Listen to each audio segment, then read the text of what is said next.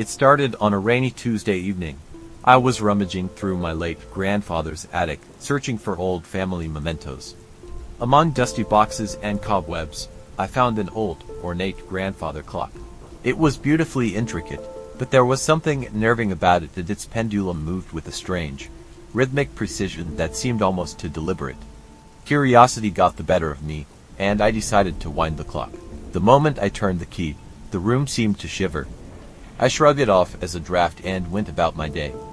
But as soon as the clock struck midnight, things took a sinister turn. I was abruptly pulled out of bed by an invisible force. The world around me twisted and warped until I found myself standing in an unfamiliar version of my bedroom, but with subtle differences. The colors were off, and there was a distinct smell of damp earth. Panic set in. I tried to leave, but the door wouldn't budge. I was trapped. I noticed the clock on the wallet was the same one I had wound earlier. The pendulum swung more violently now, and a cold, eerie silence filled the room. Suddenly, the clock struck 12 again, and the room shifted once more. I was back in my original bedroom, but something felt wrong. The air was heavier, and shadows seemed to move on their own. My heart raced as I realized I was no longer alone. A figure dark, indistinct, and moving with unnatural speed was lurking in the corners of my vision. I tried to call for help, but no sound escaped my lips. The figure approached, and I felt an icy chill that made my skin crawl. It was as if it was feeding off my fear, growing stronger with each passing second. I glanced at the clock. It was stuck at 12. I knew that if I didn't get out of there, I would be trapped forever.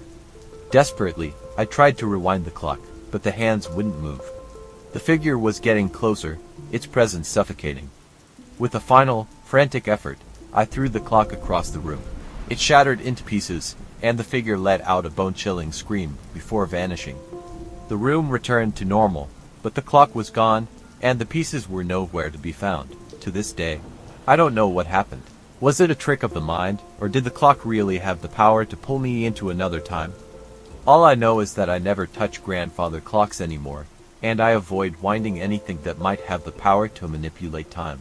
Sometimes, when I hear the ticking of a clock late at night, I can't help but wonder if the shadows in my room are just waiting for the right moment to strike again.